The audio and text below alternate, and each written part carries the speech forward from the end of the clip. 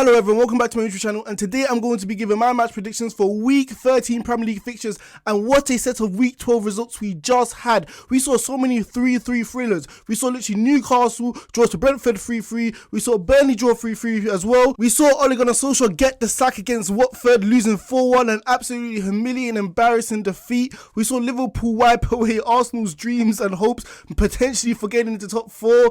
So, oh my days, what an amazing set of Week 12 fixtures, and let's just hope for more of the same for Week 13. And looking at the lineup, we got some amazing fixtures again. We got Chelsea, the European champions, versus a Michael Carrick led Manchester United side on Sunday. We got Liverpool versus Southampton. That's going to be a good game. We got Manchester City and West Ham. That's going to be an amazing game. So let's just hope for more thrills, more drama, more entertainment, like I always say every single time. And it's set for an action-packed another set of weekend games. But before going this video, you know I'm going to say, make sure you guys like, comment, and hit that big subscribe button right there.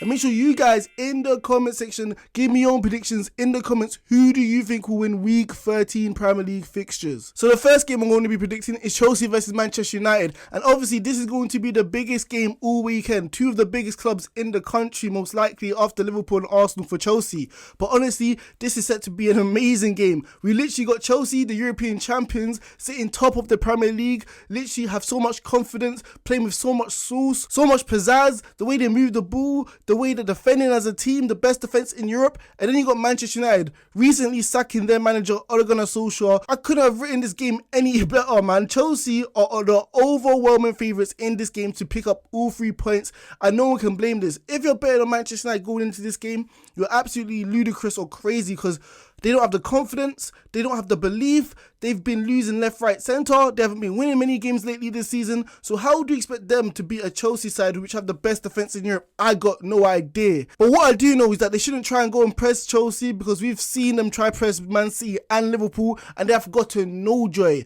We know with Tuchel's system they have the numerical advantage in the defence, so even if Manchester United do try press, there's always that extra centre-back to play the ball to, and even the midfielders like Jorginho, who's press resistant and doesn't really lose the ball that often. So if Manchester United do go toe-to-toe and tactically try press Chelsea, they're just going to break through this. And we know how wobbly and ineffective Manchester United's midfield is when it comes to defending. Anyone can run through them. So Chelsea are going to have a field day if Manchester United actually try to do this. So the only real other option Manchester United do have is be tight, defensively smart, compact. Make sure there's not many real spaces for the Chelsea midfielders to create chances, and hopefully get a break on the counter-attack and potentially win the game with their individual brilliant players like Bruno Fernandes and Ronaldo. And they need a little bit of luck from Chelsea, obviously not performing that well. But even that is just too much to ask for. A, you need Chelsea to play horrendous.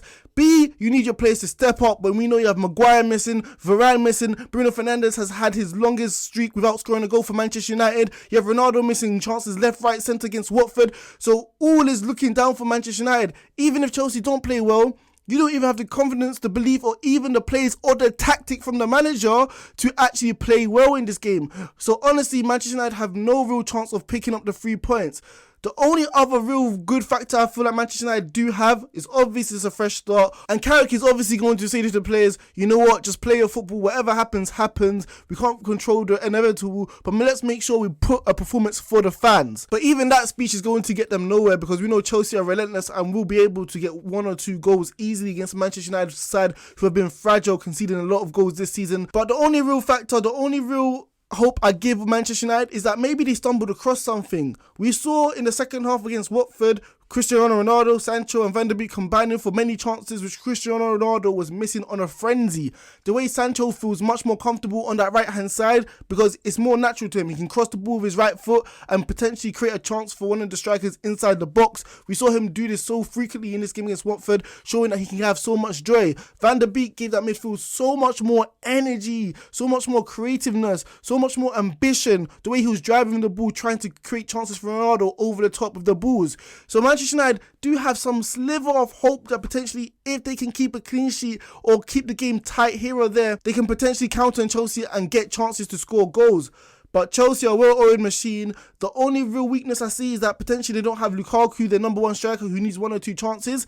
And we saw against Burnley, that if you do leave the game in the balance, teams can take advantage of this and potentially get goals that Burnley did to make the game 1-1. But I don't think this is going to happen. I feel like Chelsea are not going to underestimate Manchester United because they still have world-class players, and I think Tuchel's going to drive this sort of thought into the players' minds and psyche. It doesn't matter if Manchester United are 8th or 9th, they're still Manchester United, and you still have to perform well to get the result. So going into this game, I think it's going to be a fairly easy victory for Chelsea. So I'm going to be predicting a 3-1 victory for Chelsea against Manchester United. So the next game I'm going to be predicting is Arsenal versus Newcastle. And let me just start off with Arsenal. They got absolutely destroyed against Liverpool. And I feel like this is going to be a wake-up call for not only Mikel Arteta, but a lot of Arsenal fans who are getting carried away with the 10-game undefeated streak. And that's what they have to understand now. Like I said in my last video, there are levels to this in football. Yes, you can beat Spurs, a fringe top 6 side. Yes, you can beat Leicester, who've been inconsistent all season. But when you face Liverpool, when you face Chelsea, and when you face Manchester City, the real 3 top sides in this country, you're just going to lose. Just like we saw Arsenal do all 3 games this season. So there's levels to this, and you have to understand it's still a process, it's still a project. And although Arsenal have come a little bit of a long way in their last few games or so, especially at the beginning of the season, you still got a long way to go to compete with the likes of Liverpool, Chelsea and Manchester City, like I said. Defensively in the first half, they were okay, but Ramsdale had to make a lot of saves against Liverpool. And to be honest, the game could have been 7 or 8 goals for Liverpool because they had so many chances. However, Arsenal really struggled on their counter-attack. I feel like they would have shown more ambition, more bravery on their counter-attack. Yes, they did play out through the back, and at moments they broke through Liverpool's press. However, they didn't have the creativity, the ambition, the purpose to try and break through Liverpool's defence, because we saw Aubameyang and Lacazette be ineffective throughout the whole game.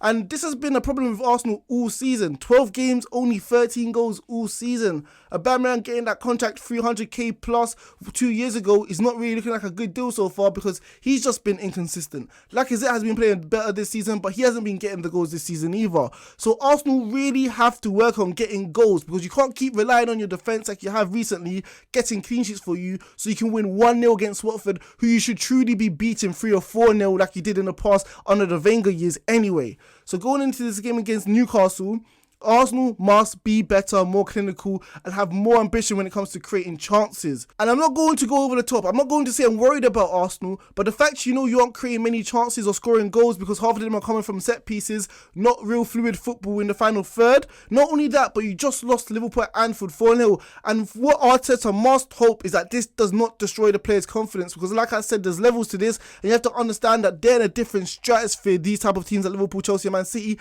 and you cannot take it to heart. You have to understand that these sort of games against Newcastle, you should be winning. So don't let that game destroy your confidence going into a game where you should easily be picking up 3 points. And Arsenal could not have wished for a better opponent at home. A, like I said, they're home.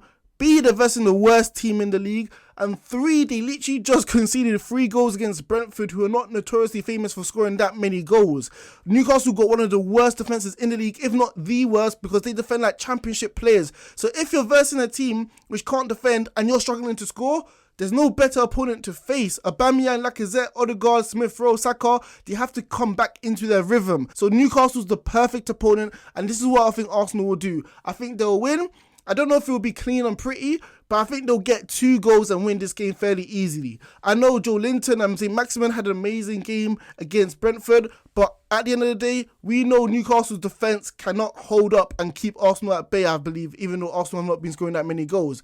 Newcastle do not know how to keep clean sheets. So in this game, I'm going to be predicting a fairly easy victory for Arsenal, and I'm going to be predicting a 2-0 victory for Arsenal. So the next game I'm going to be predicting is Liverpool versus Southampton, and I am so happy, so ecstatic, so proud that Liverpool were able to beat Arsenal 4-0. And I know we're notoriously famous for destroying Arsenal at Anfield every single season because we've been scoring 3 or plus goals against Arsenal at Anfield for the 5 last seasons or so. But at the end of the day, we did just lose to West Ham. We got battered on set pieces. We weren't able to defend, and that's been a growing problem this season for Liverpool. We have been struggling to keep clean sheets, but I'm so glad we were able to keep that clean sheet whilst getting Thiago back into the mix, showing that why he's one of the best midfielders in the league quietly because people want to underestimate him. His way of passing quick balls into Jota, Chamberlain, the way he was pressurising those Arsenal's defenders, making sure they'll lose the ball in dangerous areas so Liverpool can take advantage. The fact that all 3 members of the front 3 were able to score is absolutely wonderful. So honestly, honestly, it was the complete performance. Obviously, the first 20-30 minutes or so wasn't great. It took us a while to get into the game, but when we did, we really did, and we should have won that game by 6 or 7, to be honest, if it wasn't for Ramsdale in goal. But going into this game against Southampton, I'm happy with going against Southampton. They just lost to Norwich 2-1, and Norwich have not won a game all season until they face Southampton. So going into this game, Southampton don't really have that much confidence, and Liverpool right now should be flying due to the fact that we're able to beat Arsenal, a team in form. Let's not forget that, 4-0 comfortably. Southampton have scored the second least amount of goals all season, and we know Liverpool aren't the best defensively so far this season, so this should be another guaranteed easy clean sheet Liverpool should be able to maintain.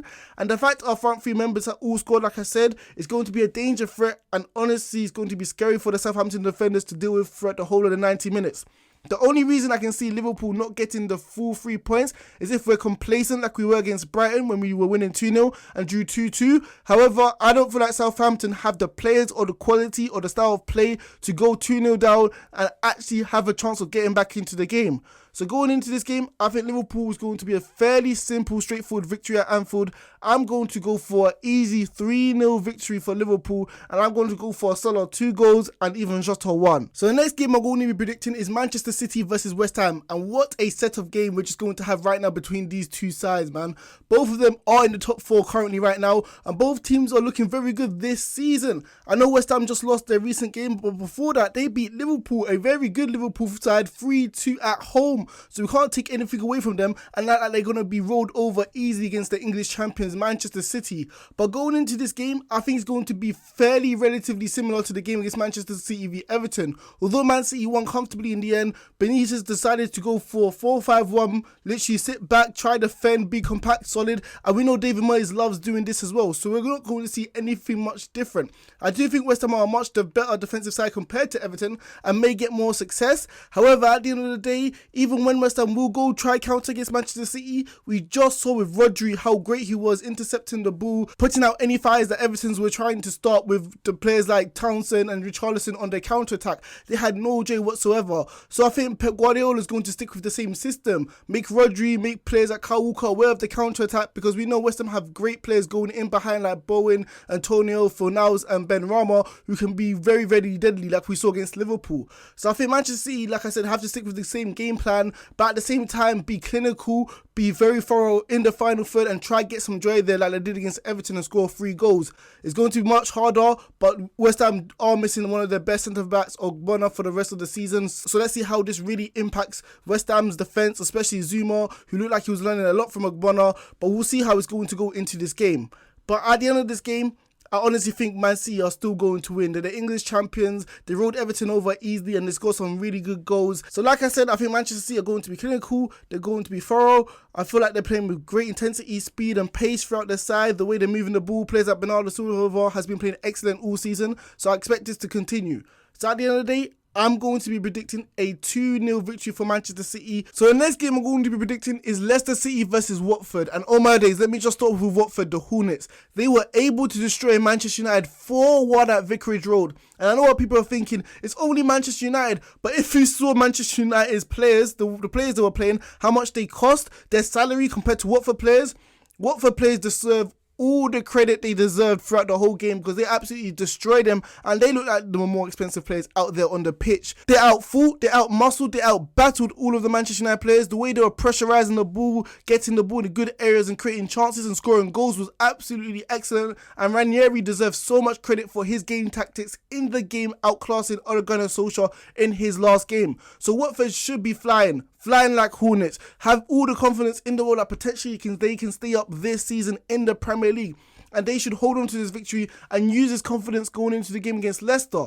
However, this game against Leicester is going to be completely different. They're not at Vicarage Road anymore. They're not going to have their fan base giving them that extra 10 to 20% of energy which they had against Manchester United, when in moments in the second half it looked like Manchester United were getting back into the game. They're going to be pretty much all by themselves, and they're going to be tactically smart and defensively sound when it comes to Leicester's great players going forward. However, Leicester City aren't in great form themselves. They got absolutely battered and destroyed by Chelsea, and you can lose football games. You can potentially even lose 3-0, but the way they were playing, they were never ever close to any of those Chelsea midfielders or defenders or strikers, especially in the first half. They weren't able to get any pressure on the ball. Chelsea literally had a field game throughout the whole of the game, so comfortable, so easy. It felt like a training match for them. Obviously, I'm not saying Watford have the quality that Chelsea do have, but I feel like they do have a potential chance to actually get points out of this game, especially when they have match winners like Son and King, which performed absolutely amazing against Manchester United. However, I don't feel like Leicester will win either, especially with the way Rodgers has been chalking and changing his side, his lineup every single game, trying to find the best side to have the consistency going into games in the Premier League. So in terms of this game, I'm going to be predicting a 2-2 draw. I feel like Watford do have enough quality in the final third to potentially snatch a result against Leicester, who have just been inconsistent all season and have been conceding goals for fun even when they've been winning games.